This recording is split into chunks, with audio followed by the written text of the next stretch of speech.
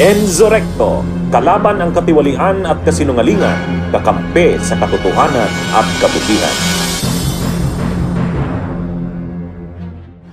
Mga kabunyog, isang mainit na usapin na naman ang pumupukaw ngayon sa atensyon ng taumbayan. Matapos kasi ang kontrobersyal na pahayag ni dating Gobernador Chavit Singson, kumalat na parang apoy ang isyu ng kanyang panawagan sa mga estudyante. Imbes na magtutok sa kanilang klase, mismong si Singson ang nanawagan umano na mag-absent ang kabataan at lumahok sa mga kilos protesta laban sa kasalukuyang pamahalaan. Isang napakalakas na pahayag na agad umani ng iba't ibang reaksyon sa publiko. May pumabor, pero mas marami ang nabahala. At hindi nagtagal, mga kabunyog, nagkaroon nga ng mga kilos protesta. Sa kalsada, libu-libong kabataan ang nagsama-sama dala ang kanilang panawagan. Pero sa hindi inaasahan, nauwi ito sa kaguluhan. May tensyon, may sigawan, at sa ilang bahagi, muntik pang magkapit-gulo sa pagitan ng mga realista at autoridad. Dahil dito, hindi na nanahimik ang Malacanang. Ayon kay Attorney Clary, seryosong pinag-aaralan na ng palasyo na kasuhan si Chavit Singson. Ang batayan daw, inciting to sedition, dahil sa umano'y pang-uudyok niya sa kabataan na huwag pumasok at makilahok sa mga kilos protesta laban sa gobyerno. Kung titingnan, mabigat ang implikasyon nito. Una, kabataan ang direktang naapektuhan, ang sektor na dapat ay nakatuon sa kanilang pag-aaral. Pangalawa, nagdulot ito ng mas matinding tensyon sa lipunan na kung hindi maagapan ay maaaring lumaki pa at mag-ugat sa mas seryosong gulo. Ngayon, tanong ng marami, nasa tamang direksyon ba si Chavit nang siya'y magsalita at umapela sa kabataan? O ito'y malinaw na paglabag na dapat managot sa batas? Isang bagay ang sigurado, mga kabunyog, hindi biro ang kasong posibleng kaharapin ni Chavit kung sakali. At kung itutuloy nga ng Malacanang ang pag-akto laban dito, tiyak na mas lalo pang iinit ang politika sa bansa. Heto, mga kabunyog, pakinggan na natin mismo ang naging pahayag ni Chavit Singson. Yung next question ko po, bakit po naisip nyo ng kabataan ng gusto nyong magsimula ng peaceful rally? Dahil future ang mga kabataan ang iniisip ko.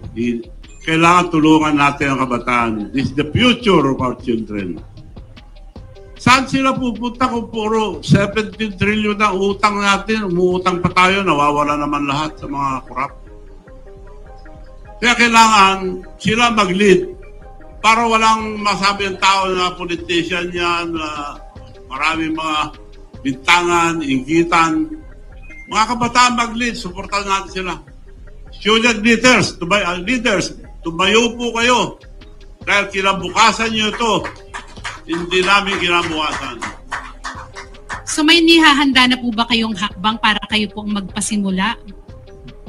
Suggestion ko lang yun kung gusto nila. Yun ang the most peaceful. Ngayon, yung mga ibang leaders, sinasama sila sa protesta. Baka mangyari pa kagaya sa Nepal. Magulo masyado. Ayaw ko yun, mapapamag din yung mga estudyante. So yun na nga. Kaya kakuha peaceful revolution against corruption. So sa tingin niyo po, paano natin masisiguro na hindi sila magagamit ng any sector para sa pansarili nilang agenda? Kaya nga nakikiusap ko rito, kasapin natin lahat. Pabayaan natin ang mga kabataan ngayon kumilos. This will be the first time in the Philippines, or I think in the world, na ang kabataan ang mag-lead ang revolusyon against corruption. Pakita natin sa buong mundo na hindi tayo gagaya sa iba na magulo. May namamatay, may nambabasag, may nasisira. Yun lang po ang suggestion ko. Kung okay sa kanila yan, well and good. Okay, maraming salamat po. And how do you envision this youth-led movement kung sakasakaling may tumugo sa panawagan ninyo na na pangunahan ng kabataan ng revolusyon sa pamamagitan ng huwag pagdalo sa mga eskwelahan, paano niyo po ito nakikitang ma-execute ng mga kabataan? Well, future nila ito eh. So are you calling for boycott yun ang future nila. So sila bahala. Kung ayaw nila, sila maapektuhan. So are you calling for Kung total boycott? kung hindi hinto itong korupsyon, sila epektado. Wala silang kinabukasan. Kaya dapat sila ang kumilos mismo para hindi mapahiran ng mga politika. So yung pong boycott ng mga estudyante sa eskwelahan, sa pagdalo sa eskwelahan nila, sa paaralan should be continuous habang hindi bumababa yung mga corrupt sa pamahalaan. Suggestion ko lang yun para peaceful. Walang gastos pa. Lalaban tayo. Yan mga kabunyog. Narinig po natin ang mga naging pahayag ni Chavit Singson. Ngayon naman, pakinggan natin ang panig ni Attorney Claire Castro hinggil sa isyong ito.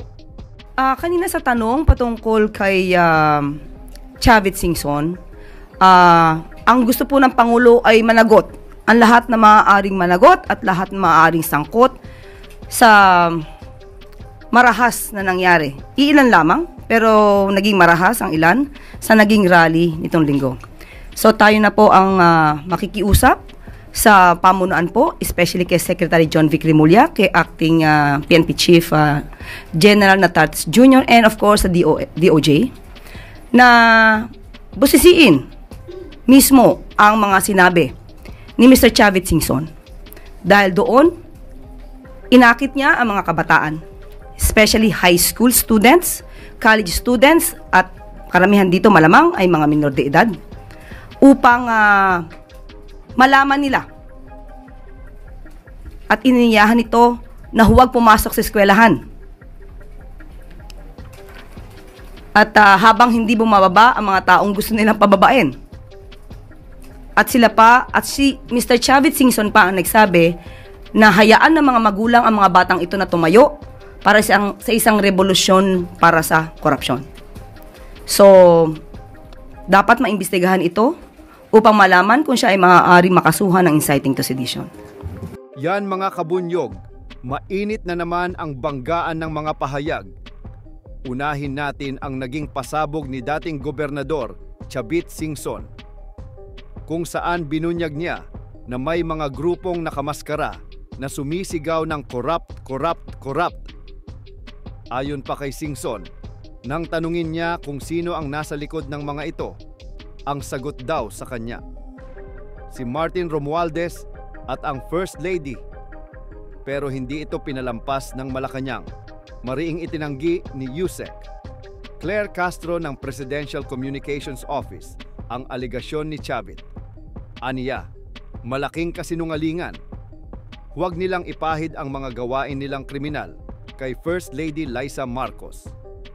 Grabe mga kabunyog, kaliwat kanan na akusasyon at matitinding sagutan ang nangyayari. Ang tanong, sino nga ba ang nagsasabi ng totoo? At saan hahantong ang bangayang ito? Bunyog, halikan na kasama ka. Bunyog, kapag buklod ay may pag-asa. Luzon, Visayas, Mindanao, isa ang pananaw. Sa bagong Pilipinas ang bunyog isisigaw. Bunyog.